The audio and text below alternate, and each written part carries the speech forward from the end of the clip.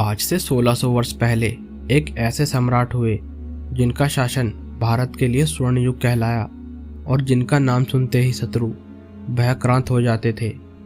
भारत के उस महान भूपति सम्राट का नाम था स्कंदगुप्त। वह एक महान विजेता एवं कुशल प्रशासक थे। अपनी वीरता एवं पराक्रम के बल पर उन्होंने गुप्त वंश की कीर्ति और वैभव को पुनः प्रतिष्ठित किया। गुप्त सम्राट कुमारगुप्त के पुत्रों में वे सर्वाधिक योग्य एवं बुद्धिमान थे। उनमें वीरता के गुण बचपन से ही कूट कूट कर भरे हुए थे। जब उनके पिता कुमारगुप्त मगध के सम्राट थे, तब से ही उन्होंने अपनी योग्यता सिद्ध कर दी थी। युवराज स्कंदगुप्त ने कुमारगुप्त के आदेश पर वाकाटकों के विद्रोह को कई बार दबाया।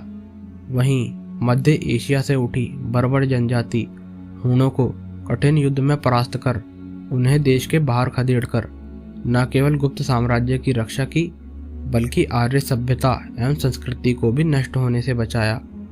विद्वानों का मत है कि यदि स्कंदगुप्त जैसे पराक्रमी व्यक्ति गुप्त साम्राज्य की गद्दी पर नहीं बैठता, तो भारत हूणों द्वारा बुरी तरह से छिन्न भिन्न कर दिया जाता। जब तक सम्राट स्कंदगुप्त जीवित रहे, उन्होंने हूणों द्वारा देश के विनाश को लगभग आधी सदी तक रोककर देश की महान सेवा की और अपने इस वीर कृत्य के कारण वह देश रक्षक के रूप में जाने गए और उन्होंने विक्रमादित्य की उपाधि धारण की। उनका शासन उदारता, दया एवं बुद्धिमत्ता से भरा हुआ था। तो आइए विस्तार से जानते हैं सनातन धर्म के रक्षक और भारत के इस महान पराक्रमी योद्धा के बारे में। स्कंदगुप्त और हूणों के मध्य युद्ध। 4वीं शताब्दी में हूण मध्य एशिया में निवास करने वाली एक खूंखार बर्बर जाति हुआ करती थी, जो जनसंख्या की वृद्धि एवं प्रसार की आकांक्षा से वे अपना मूल स्थान छोड़कर नए प्रदेशों की खोज में निकल पड़े। हूण जहां भी आक्रमण करते थे, वहां की हर एक चीज को पूरी तरह से तहस नहस कर देते थे।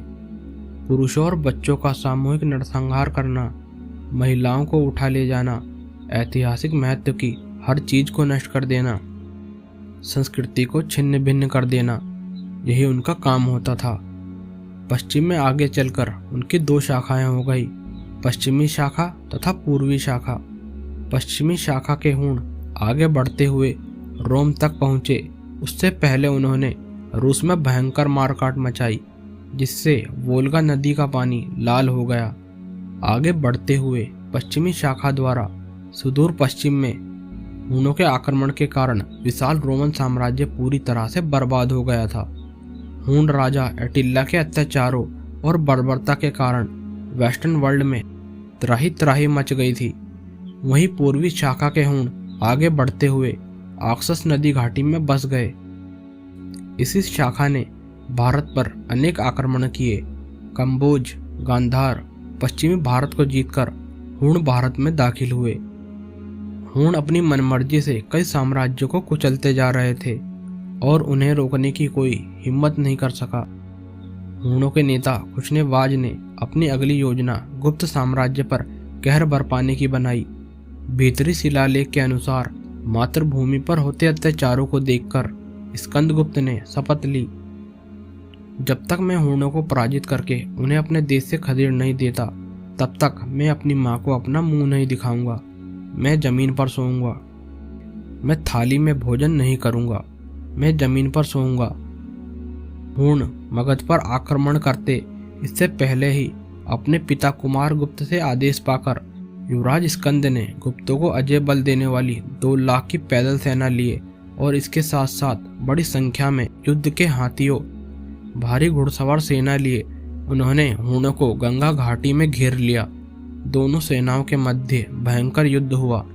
स्कंद की सेना हूणों पर कहर बनकर टूट पड़ी। हूणों के विरुद्ध युद्ध क्षेत्र में उतरने पर उनकी भुजाओं के प्रताप से धरती कांप गई। रणभूमि में भीषण तूफान उठ खड़ा हुआ। स्कंद की सेना ने हूणों का भयंकर संहार किया। स्कंदगुप्त द्वारा हूणों को बुरी तरह परास्त किया गया तथा 800 सैनिकों के साथ हूणों के सरदार कुशनेवाज को बंदी बनाकर उसे घसीटते हुए राजधानी पाटलिपुत्र लाया गया। वहां उससे माफी मंगवाई गई तथा उसे भारत देश से बाहर खदेड़ दिया गया। इस वीर कृत्य ने उन्हें विक्रमादित्य की उपाधि धारण करने का अधिकार दे दिया। स्कंदगुप्त द्वारा हूणों का सफल प्रतिरोध उस युग की महानतम उपलब्धियों में से एक थी। इतिहासकार आरसी मजूमदार के अनुसार हूण स्कंदगुप्त द्वारा दिए गए इस आश्चर्यजनक प्रहार से अगले 50 वर्षों तक नहीं उबर पाए। स्कंदगुप्त का साम्राज्य विस्तार। जब युवराज स्कंदगुप्त हूणों को हराकर उन्हें भारत से दूर खदेड़ रहे थे, तभी इसी बीच उन्हें अपने पिता कुमारगुप्त की मृत्यु का समाचार प्राप्त हुआ, जिससे उन्हें बहुत दुख हुआ। इसके पश्चात वह राजधानी पहुंचे। उनके वहां पहुंचते ही सत्ता के लिए लड़ रहे उनके सभी प्रतिद्वंदी शांत हो गए। अपने पिता के सबसे योग्य पुत्र होने के नाते 455 ईस्वी में उन्होंने गुप्त शासन की बागडोर अपने हाथों में ली।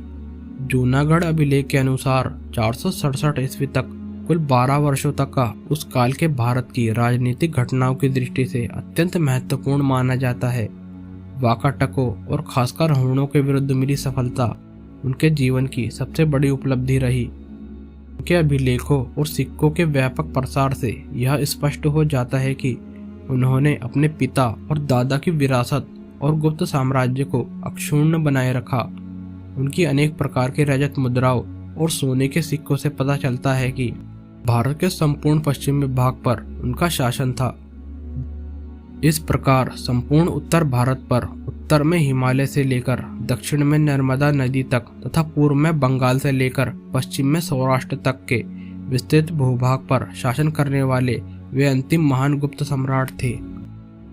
स्कंदगुप्त का शासन और धार्मिक प्रवृत्ति। स्कंदगुप्त न केवल एक वीर योद्धा थे, बल्कि वह एक कुशल प्रशासक भी थे। गिरनार अभिलेख के अनुसार विशाल साम्राज्य प्रांतों में विभाजित था। पर्णदत्त सौराष्ट्र प्रांत का राज्यपाल था। वह स्कंदगुप्त के पदाधिकारियों में सर्वाधिक योग्य था और उसकी नियुक्ति स्कंदगुप्त ने खूब सोच विचार कर की थी, क्योंकि उन्हें सौराष्ट्र के ऊपर हूणों के आक्रमण का डर था। इसी कारण स्कंदगुप्त ने अपने सबसे योग्य तथा विश्वास पात्र अधिकारी को वहां का राज्यपाल नियुक्त किया था। प्रमुख शहरों का शासन चलाने के लिए नगर प्रमुख नियुक्त किए जाते थे। अपने पूर्वजों की तरह स्कंदगुप्त भी एक धर्मनिष्ठ वैष्णव संप्रदाय से थे। उन्होंने अनेक भगवान विष्णु के मंदिर बनवाए थे। स्कंदगुप्त धार्मिक मामलों में पूरी तरह से उदार एवं सहिष्णु थे। स्कंदगुप्त का शासन बड़ा उदार था, जिसमें प्रजा सुखी एवं समृद्ध थी। किसी को कोई कष्ट नहीं था। उन्होंने अपने साम्राज्य में अन्य धर्मों को विकसित होने का भी अवसर दिया। जब एक बार गिरनार में अधिक बारिश होने के कारण सुदर्शन झील के बांध टूट गए, जिससे लोगों को बहुत तकलीफों का सामना करना पड़ा, तब सम्राट स्कंदगुप्त ने सुदर्शन झील का पुनर्निर्माण करवाया। अगर वीडियो अच्छी लगी हो तो वीडियो को एक लाइक जरूर कर दें और वीडियो के बारे में कमेंट करके हमें अपनी राय दें। आप अपने दोस्तों के साथ हमारी यह वीडियो शेयर भी कर सकते हैं। ऐसे ही इतिहास पर आधारित अन्य इन्फॉर्मेटिव वीडियोस देखने के लिए आप हमारे चैनल को सब्सक्राइब करें। तो मिलते हैं आपसे अगली वीडियो में।